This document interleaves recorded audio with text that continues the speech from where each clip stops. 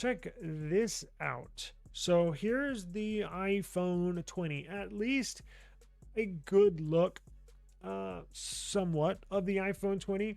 Now I got more visuals, but this will be a quad nano curved display. So it'll be flat on the top, slightly curved on either side, right and the left, and then slightly curved on the top and the bottom, to make it a quad nano curved display.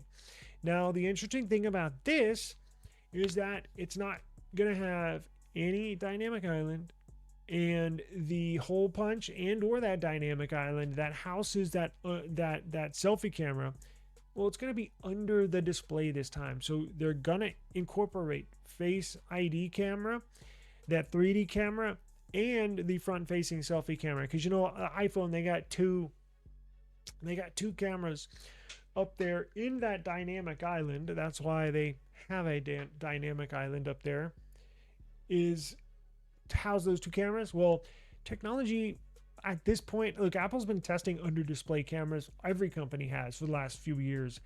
And we're right at the cusp of them putting them under. Some companies like Xiaomi have already done that, right? There's already companies of Red Magic, right? Have already started doing that. Now there's just a teeny tiny bit. They're at like 98 to 99% clarity when it comes to under display sensors, but here in the next 3 years, it'll be damn near close to 100%, and you won't be able to tell a difference. And that's exactly what Apple is planning to do for their 20th anniversary iPhone special edition iPhone 20. This is a real thing. This is on their roadmap. I've been saying this for the last 2 years. And as we get closer, as time goes on, you start to hear a little bit more and a little bit more. Now, this is going to be introduced as they're going to market this. You're going to see this on all the commercials.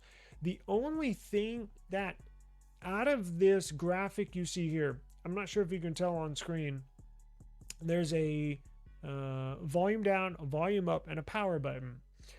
Well, from what I hear, Apple is trying to. Now, this is not set in stone. We know what is set in stone. That's the iPhone 20. What is set in stone, at least what they're anticipating and what they're shooting for, is this look.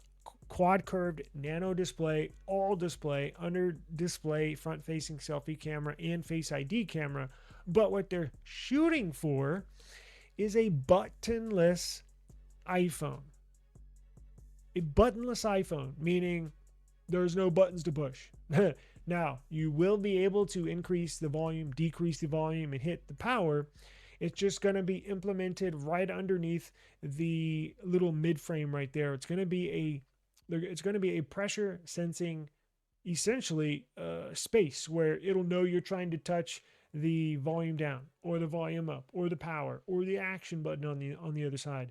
They're trying to do an all buttonless iPhone. Would look pretty cool. I don't know how it's going to work out. I know they have been testing this.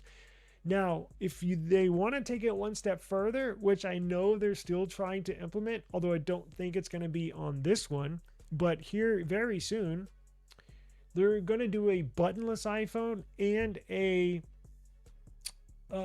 no port iPhone, if that makes sense. Meaning the charging port will be gone and the speaker grill will be gone and there will be no buttons. So what the hell? How do you charge it? Well, by wirelessly charging it, which seems like a pain in the ass to me because I hate wirelessly charging. Look, I got wireless chargers here, but I don't use them. I want to plug it in and get charged up as fast as possible, and this just takes too long. But iPhone, Apple, they're working on that. And look, okay, so it might not be a buttonless and portless iPhone, might not be on the iPhone 20 or potentially 21, but in 5-7 years, definitely 10 years, we'll be there, if not all the other phones as well. But Apple is looking into the future, an all-screen, buttonless, portless iPhone. Sounds pretty crazy, but they are working on it, and we will see it here in the next few years.